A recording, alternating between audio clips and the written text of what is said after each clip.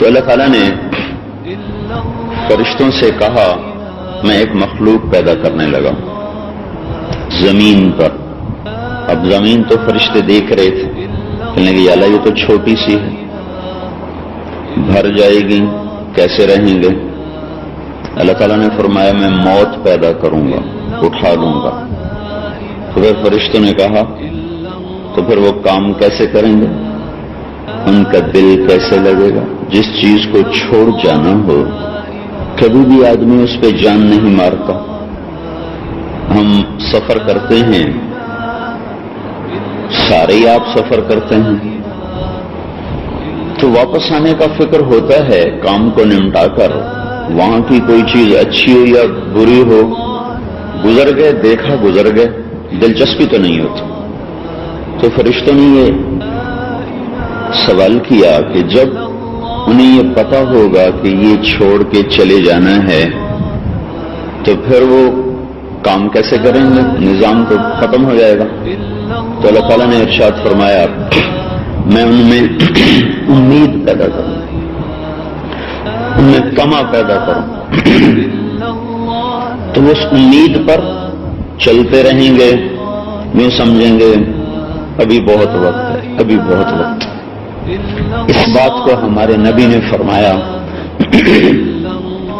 ان اخوف ما اتخوف على امتی الہوى وطول الامل. مجھے سب سے زیادہ جو اپنی امت پر خوف ہے دو باتوں کا ہے. ان دو باتوں میں نہ فقر و فاقہ ہے، نہ دنیا کی پریشانیاں اور موت ہے، بلکہ فرمایا الہوى وطول الامل. پہلی چیز جس کا مجھے ڈر ہے وہ یہ ہے کہ میری امت نفس کی غلام بن جائے گی. میرے بھائیوں، پڑھا بھی اور دنیا بھی پھری، بہت بری غلامی ہے کسی کی بھی ہو. وہ کافر کی ہو تو بہت ہی بری ہے، لیکن سب سے بری غلامی ہے اس نفس کی غلامی. اس سے بدترین غلام زندگی میں کوئی نہیں دیکھا. پھر اس کو میں حدیث کے ساتھ عرض کرتا ہوں. ہمارے نبی نے فرمایا بئس العبد عبد طمع يقوده، بئس العبد عبد هوى يضله، بئس العبد عبد رغب يضله. بدترین غلام ہے، بہت برا غلام ہے، سب سے ذلیل غلام ہے جو نفس کا ہو گیا، جو خواہش کا غلام ہو گیا، جو لذتوں کا غلام ہو گیا، جو چوپڑی روٹی کا غلام ہوا، جو درہم و دینار کا غلام ہوا، جو نفس کی خواہشات کا غلام ہوا. یہ سب سے بدترین غلامی ہے. تو ہمارے نبی نے فرمایا مجھے سب سے زیادہ ڈر اس بات کا ہے کہ میری امت نفس کی غلام ہو جائے. جب آدمی نفس کا غلام ہوتا ہے پھر اللہ اس کے رسول کی غلامی میں آنا مشکل ہو جاتا ہے. کافر کی غلامی میں اللہ رسول کی غلامی اختیار کی جا سکتی ہے. موسیٰ علیہ السلام 40 سال فرعون کی غلامی میں رہے. یحییٰ اور زکریا علیہ السلام ساری زندگی یہود کی غلامی میں رہے. تو کافر کی غلامی میں تو نبی زندگی گزار گئے. تو نفس کی غلامی میں آ کر آدمی اللہ اس کے رسول کا باغی ہو جاتا ہے کہ مجھے یہ ڈر ہے کہ میری امت نفس کی غلام ہو جائے گی. دوسرا کیا فرمایا؟ وطول الامل. دوسرا ڈر یہ ہے کہ یہ لمبی امیدوں کے شکار ہو جائیں گے، لمبی لمبی امیدوں کے شکار ہو جائیں گے. موت انہیں دور نظر آئے گی، زندگی انہیں قریب نظر آئے گی. پھر کیا ہوگا؟ اما الہوى فیصد عن الحق. جو بات میں نے پہلے کہی تھی، جب یہ نفس کے غلام ہوں گے تو اللہ اور اس کے رسول کی غلامی سے باغی ہو جائیں گے. واما طول الامل، جب یہ لمبی امیدیں بنائیں گے فینسی الآخرہ، تو انہیں جنت بھول جائے گی.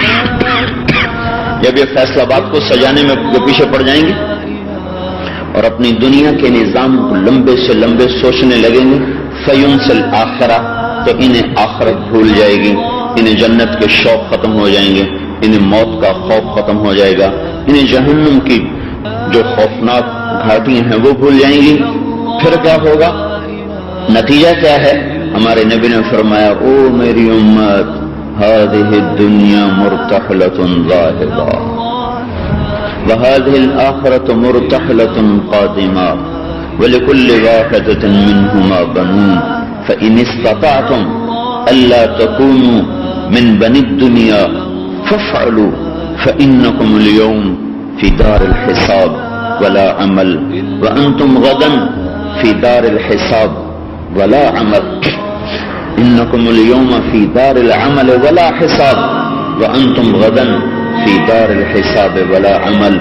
آپ نے فرمایا اگر میری بات کو مان لو فیصلہ آباد ہند سندھ کی امت، تو وہ یہ ہے کہ جس دنیا کے پیچھے تم نے دوڑ لگائی ہے وہ جوتے پہن کر پیٹ پھیر کر وہ جا رہی ہے۔ ایک آدمی یہاں سے اٹھا، ممکن ہے ادھر بیٹھنے جا رہا ہوں یا ممکن ہے ادھر بیٹھنے جا رہا ہوں، لیکن ایک آدمی یہاں سے اٹھا، سیدھا اس نے جا کے جوتا پہن لیا ہے، تو اب یہ واپس نہیں آ رہا، باہر جا رہا ہے۔ دوسری حدیث میں آتا ہے ولت حذاء، اللہ اکبر، تو دنیا اٹھی ہے، چلی ہے، حذاء، جوتا بھی پہن لیا ہے، جوتا بھی پہن لیا ہے۔ اس زمانے کے جوتے ہوتے تھے لمبے لمبے تسمے بھی اس کے ساتھ باندھے جاتے تھے، تب دوبارہ وہ کھلتے بھی نہیں تھے آسانی سے۔ تو ولت حذاء مدبرۃ مرتحلۃ ولت حذاء۔ ایک اور حدیث کو جوڑ کے میں کہہ رہا ہوں کہ دنیا اٹھی ہے، اس نے یوں پیٹ پھیری ہے اور وہ سیڑھیوں تک گئی ہے اور اس نے جوتے پہن لیے ہیں، اب یہ جا رہی ہے، تم کیسے دیوانے ہو کے اس پہ لڑ رہے ہو؟ وَهَذِهِ الْآخِرَةُ مُرْتَحِلَةٌ قَادِمَةٌ، اور یہ آخرت تمہارے سروں پر آ کر تمہارے آنگن میں اتر چکی ہے، تمہارے صحن میں اتر چکی ہے۔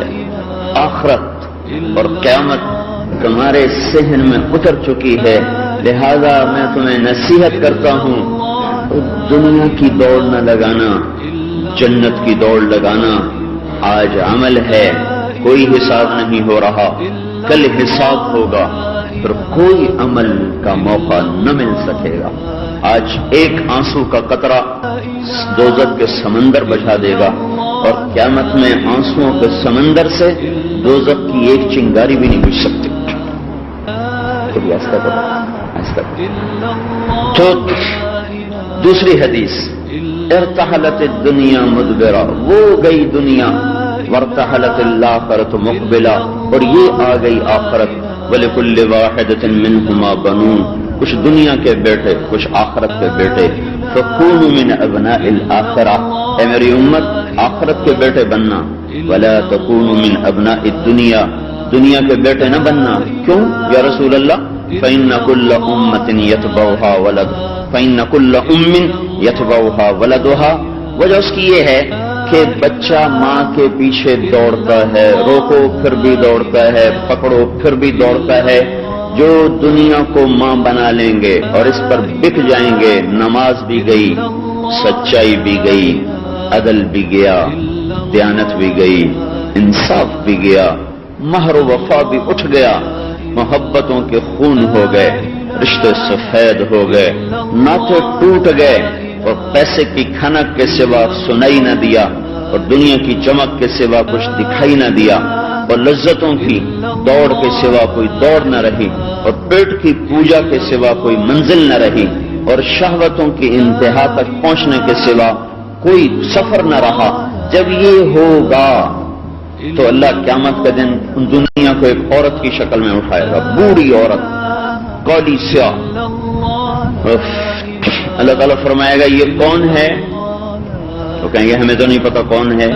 تو اللہ تعالیٰ فرمائیں گے یہ تمہاری دنیا ہے، یہ تمہارا فیصلہ آباد ہے، یہ تمہارا لاہور ہے، یہ تمہارا کراچی ہے، یہ تمہارے 8 بازار، یہ تمہارے کھیت، یہ تمہارے غلے، یہ تمہاری فیکٹریاں، یہ تمہاری ملیں، یہ وہ دنیا ہے جس پر تم نے مجھے ٹھکرایا۔ پھر اللہ تعالیٰ فرمائیں گے پھینکو اس کو جہنم میں، وہ کہے گی میرے بچے بھی تو میرے ساتھ کر دے، میں بچوں کے بغیر کیسے جاؤں؟ تو اللہ تعالیٰ فرمائیں گے جس جس نے تجھ سے پیار کیا ان کو بھی لے جا، اس کو اللہ فَإِنَّ كُلَّ أُمٍّ يَتْبَعُهَا وَلَدُهَا۔